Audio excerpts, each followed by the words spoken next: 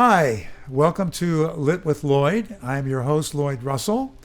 And today we have Mary Jo Ignoffo to talk about, among other things, Sarah Winchester.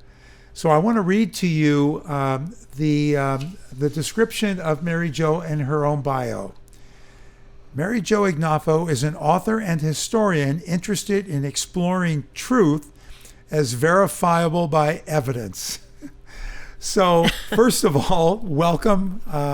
Very glad to have you here. Thank you for inviting me. So my first question is, explain your bio. That bio was updated, as you can imagine, in the last few years. And it's just, I think it reflects my frustration about people putting out information or stories or assertions that have no basis in fact. And I understand that people interpret facts differently to arrive perhaps at different truths. But what worries me is the number of stories that come out that have no facts whatsoever, no basis. It's just out of thin air. Is it? And it's very common? Oh, I think it's very common, yes. Are you a one-person advocate of getting the truth out of people? I'm sure there's many people. It's just my little assertion into the world. And you do this by writing books. How do you pick the subjects that you want to be able to give the facts about? Well, for example, the story we're talking about is Sarah Winchester, an American heiress. She got her inheritance through the Winchester rifle fortune. Most of what the public knows about her is not verifiable by fact and has been distorted by ghost tourism and a tourist destination. And so for this particular book, I found facts, a lot of facts. And there was always this notion, there's nothing out there about her. Well, I have 18 pages of footnotes that say something else, Wow. Why did you pick Sarah Winchester to write about? What interested you about her? The most basic answer to that question, I was led by a couple of archivists to the sources that had never been used. So Wow. This is a delight to an historian to find 100-year-old records that no one else has ever reported on. And so, oh my gosh, that was a treasure trove. I had to dive into that. And sure enough, it turned up quite a lot. And then from one archives to another, San Jose, and archives in San Jose, to Stanford University, to San Mateo County, it was the sources that motivated me to write about Sarah Winchester. What kind of reaction have you had from descendants of Sarah Winchester about the book, if any? There aren't many descendants, but the ones I have heard from are very positive and gratified. One said, oh my gosh, we're going to visit the house. They live in the East. We're going to visit the mystery house.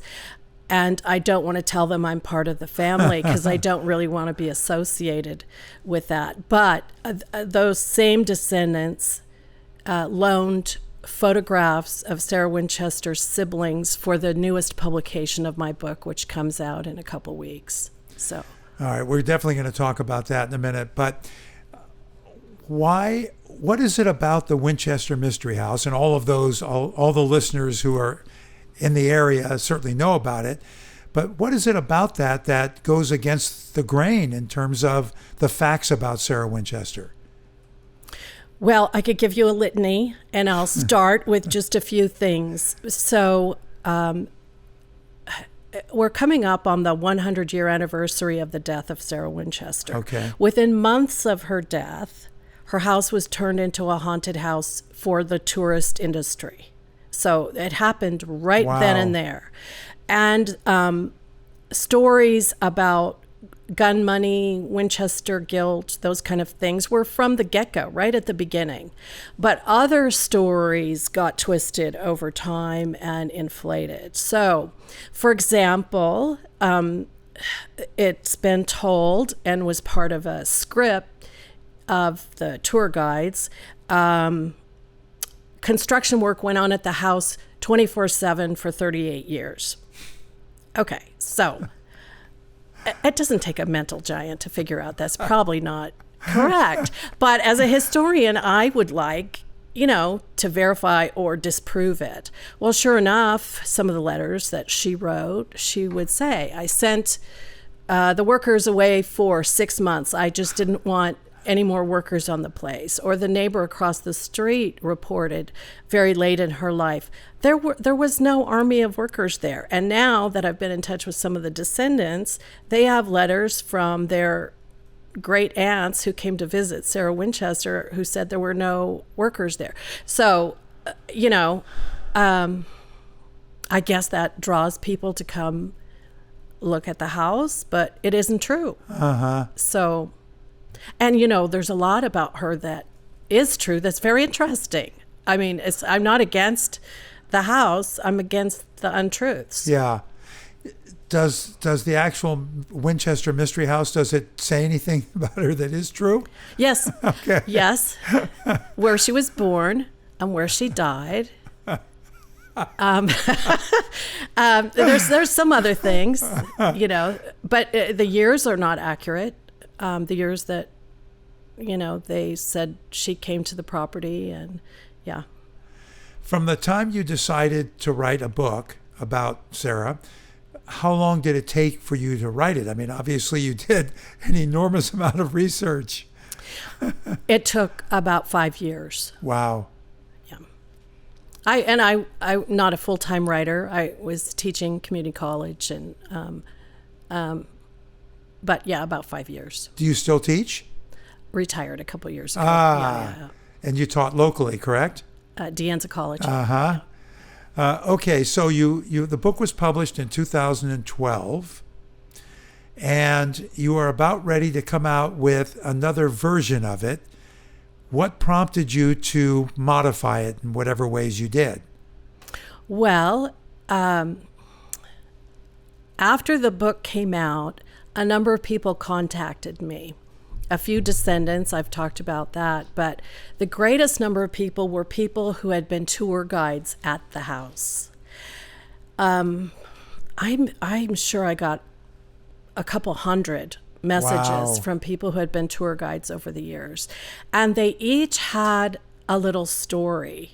And so this newest edition incorporates a lot of what they had to say about their experiences while working there, about their impressions, about how they feel about the house and Mrs. Winchester and the storyline. And to me, it was very intriguing. One of the earliest, I was able to interview a man who actually has since died, but he was a tour guide as a high schooler in the 1940s. Oh my gosh. And he was taught by the original people of what to say and how to say it, and it was really, really interesting to me.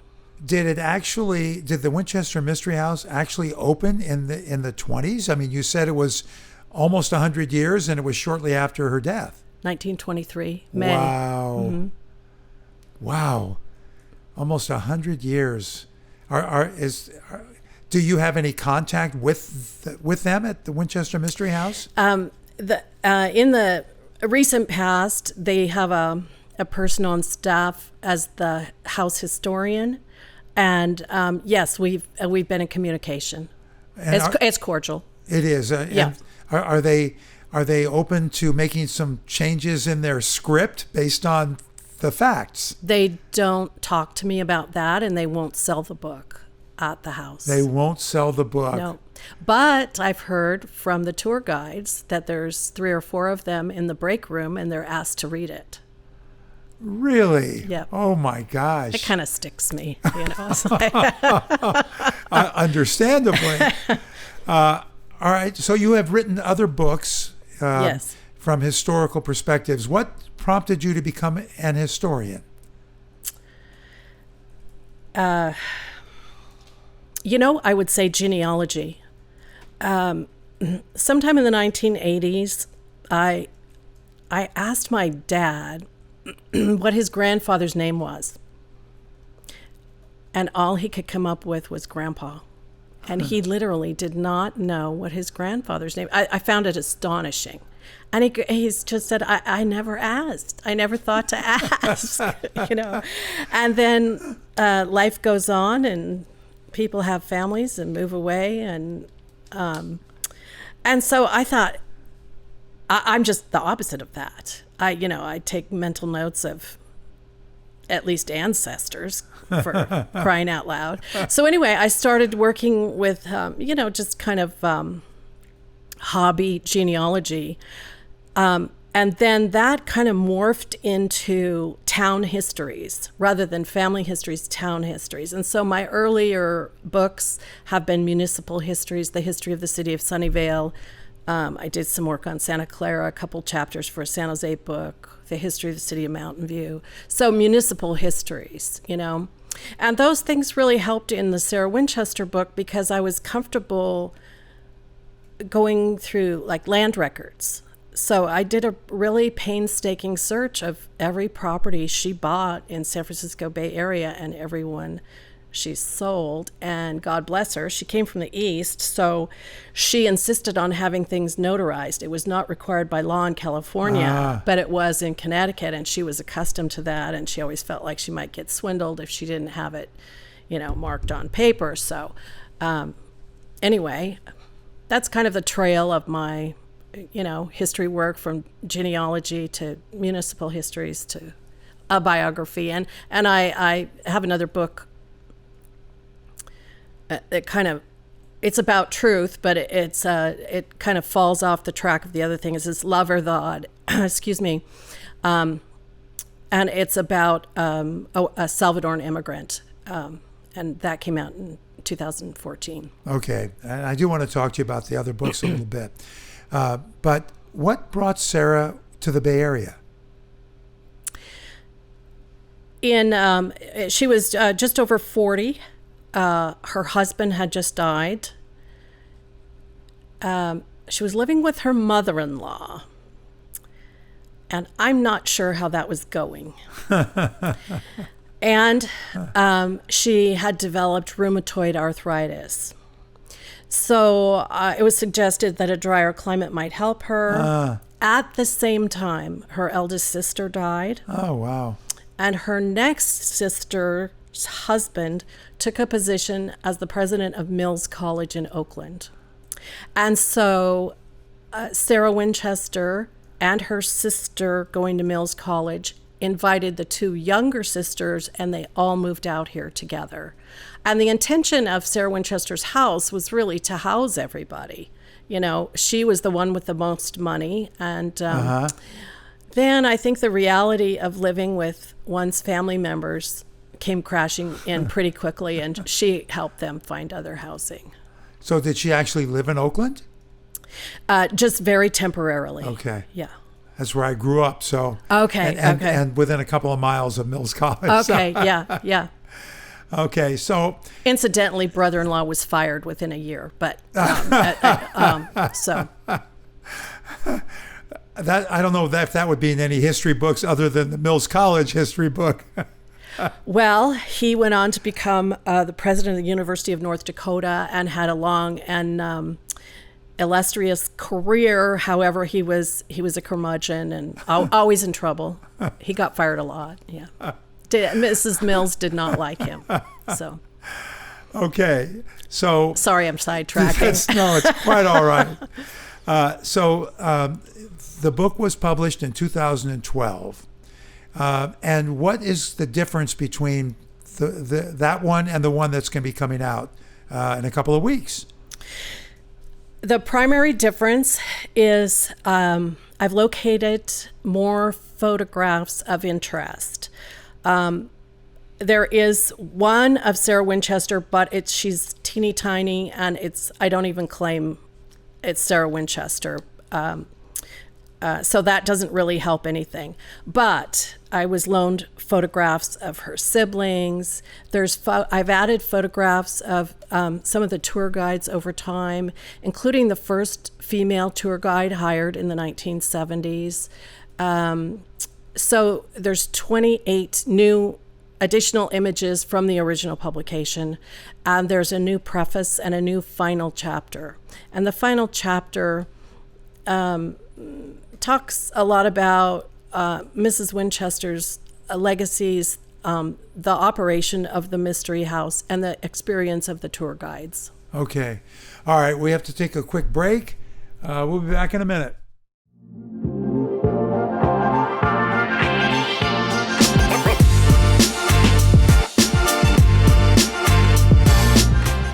Thank you to the City of Montessorino for their continued support of KCAT Public Media. The City of Montessorino has enabled KCAT to inspire, educate, entertain, and inform our community through the magic of television and digital media for over 38 years. Thank you.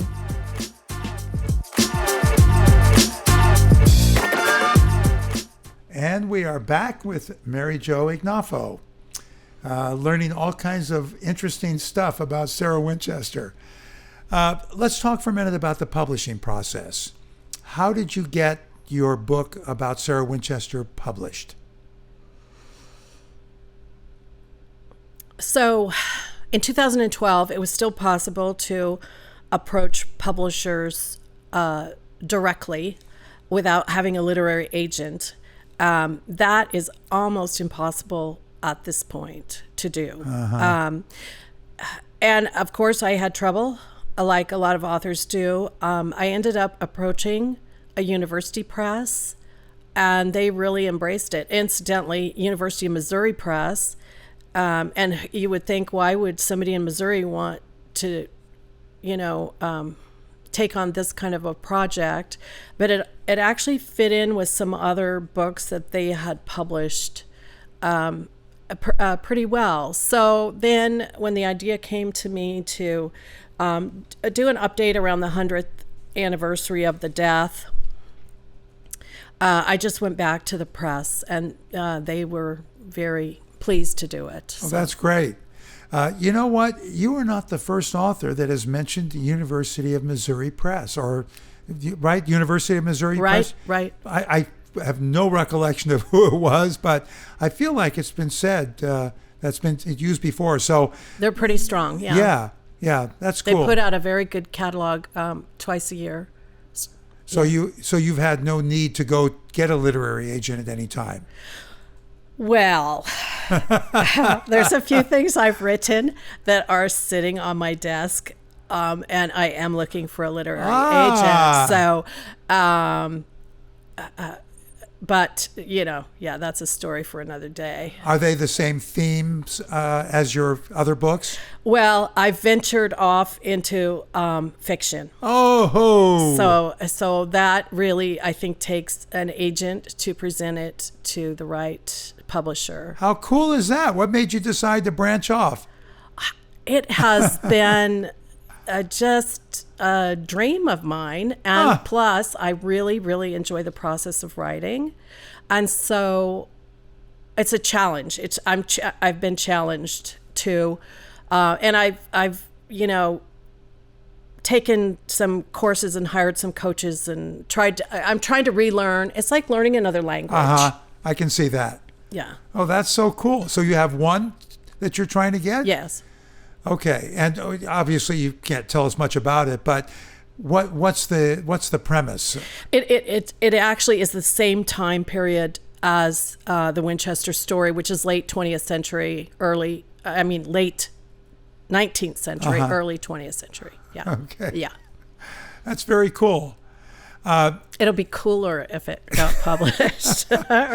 So we'll see. Yeah, Stay tuned. If it happens, please let me know so I can broadcast it. Okay. And then we'll have you come back to talk about that.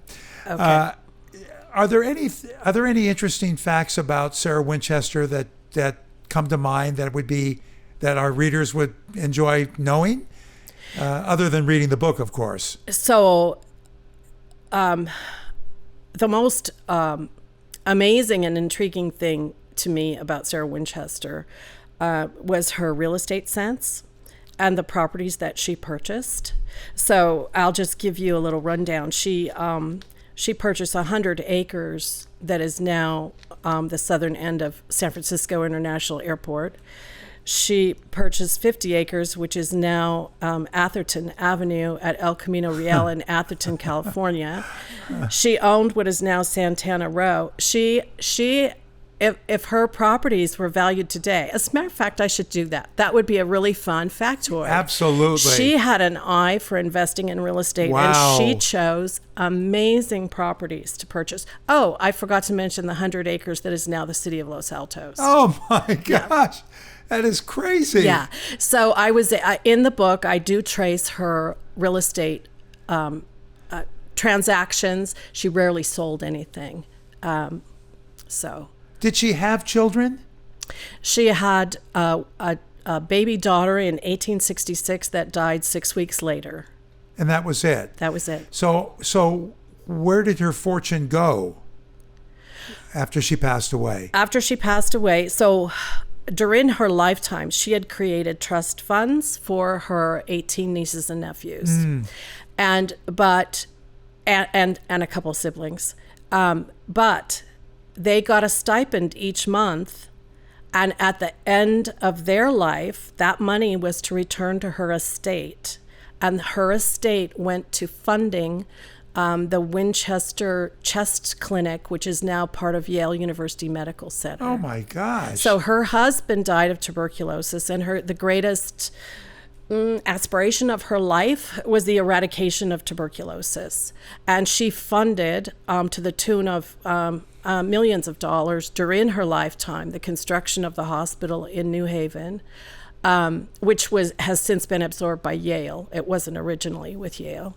And then all those estates of all those nieces and nephews, the remainders went back to the hospital fund too.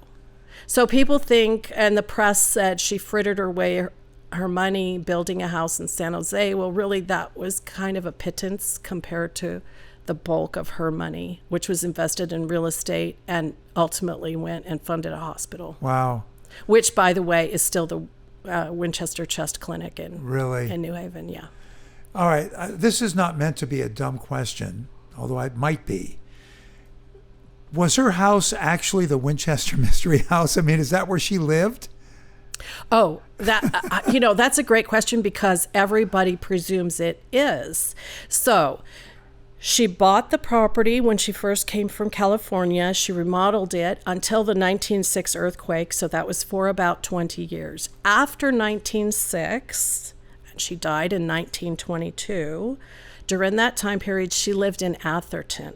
She did not live at San Jose. Okay. So your question is, yes, she lived there for 20 years, and then for the next 15, she did not. Although she happened the last week of her life to return there because her doctor was in San Jose and he could stop in easily to see her. So for the 20 years in between, it was just vacant? No, she had a caretaker who lived there, and thanks to him, he kept a little day book. Mrs. W came for a couple hours today, and so this is how I know, were there workers on the property? Where was she at the time? Because the ranch foreman kept a little day book about what was going on. And then when grand nieces and nephews came to visit, they would stay at the ranch for a couple months in the summer, but Aunt Sarah stayed in Atherton. So did she have doors that led to nowhere? I mean, that's a big deal. Yeah, but it's earthquake damage. Before 1906, they led somewhere. Staircases that go to nowhere. Yeah. No, it was 7 stories. The house collapsed. And she opted not to rebuild it. She had the debris hauled away. She had chimneys sealed off, staircases sealed off, doors that appeared to lead to nowhere closed.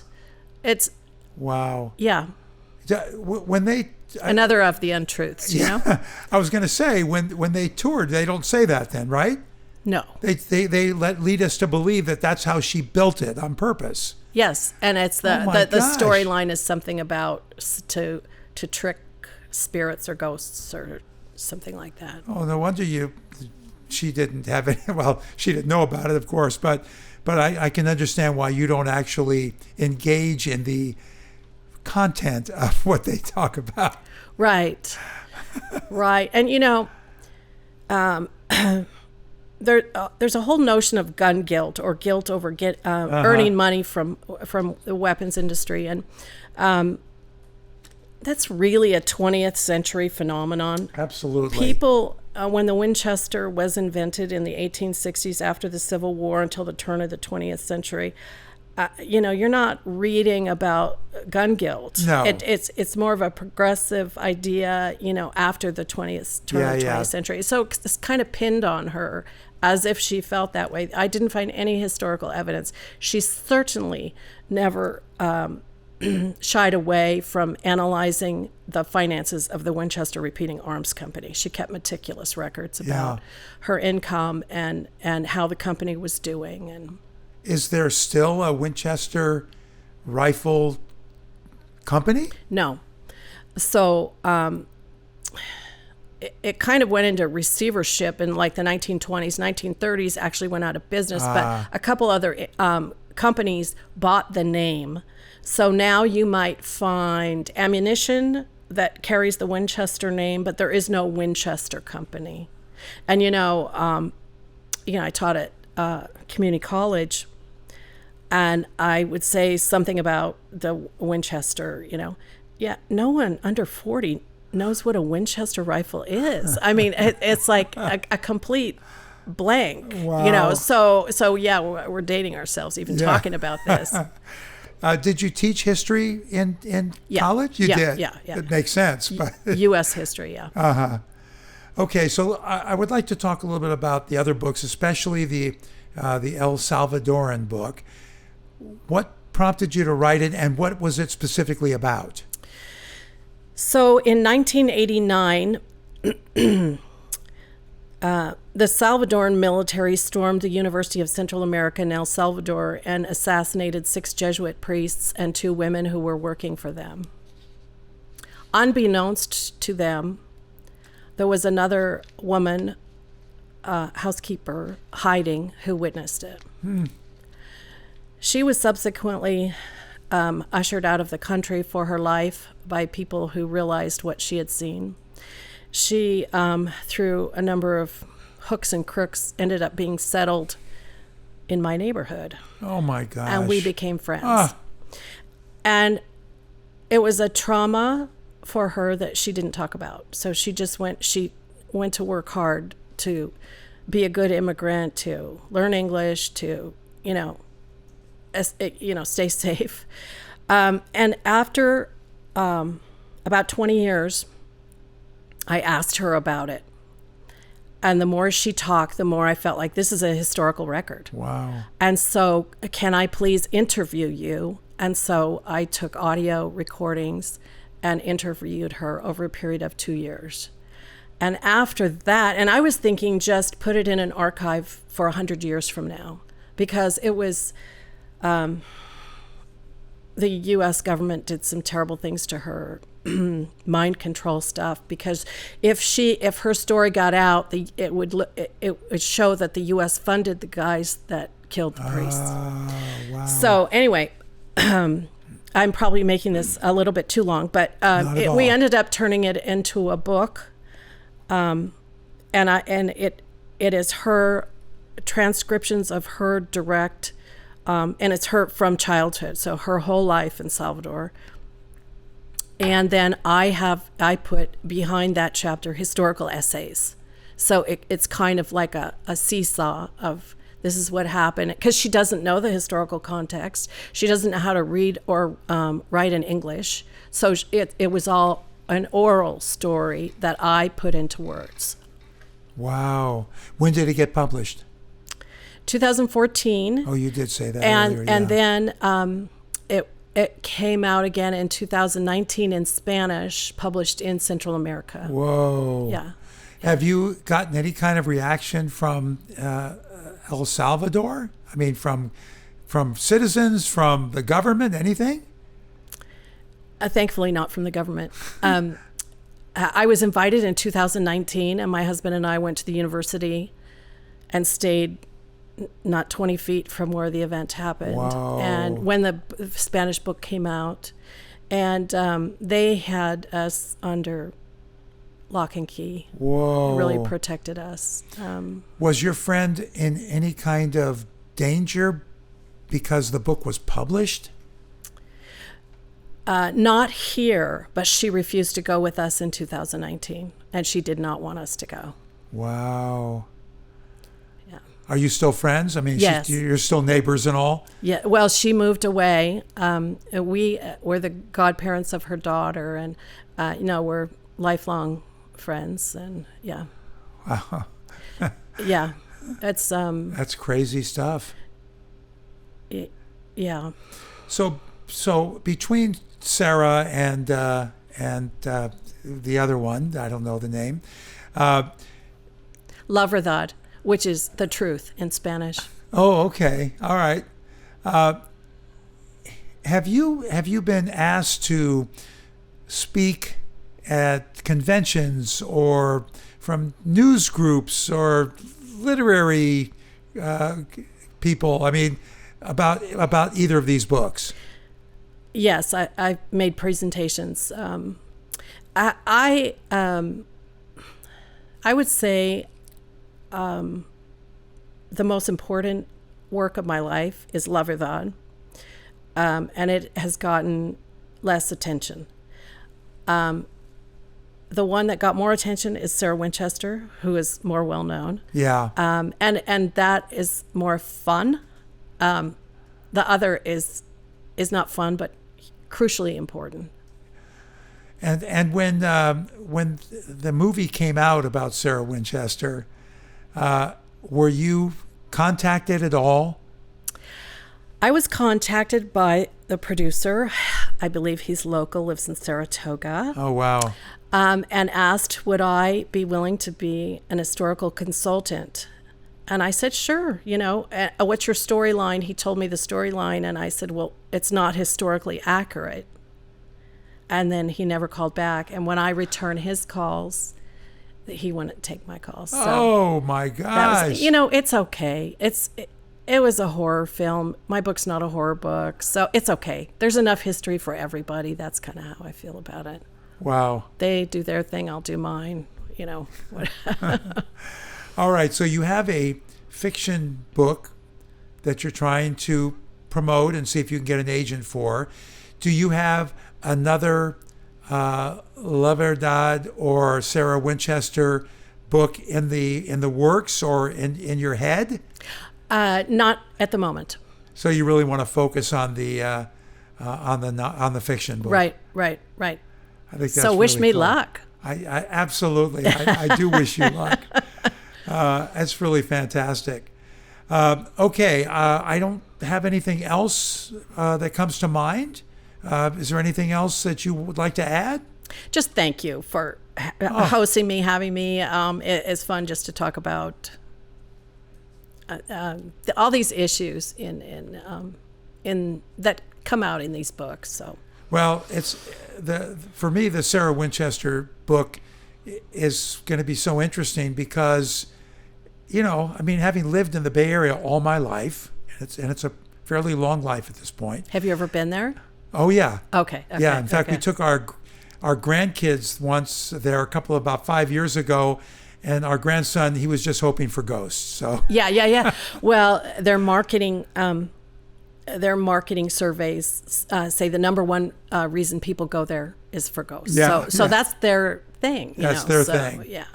But having a chance to talk to you and learning all these really fascinating things about Sarah is just great. So thank you very much for coming. I really appreciate that. Thank you for having me. Okay. This has been fun. So that'll do it for us today. I want to thank KCAT for hosting us as always. I want to thank Mary Jo for coming down in person to talk to us about this fascinating person especially. And we're closing the book on today's podcast. So we'll see you all next time.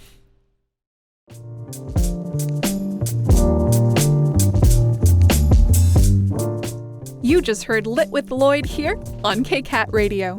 Explore all our KCAT original programming at kcat.org/radio.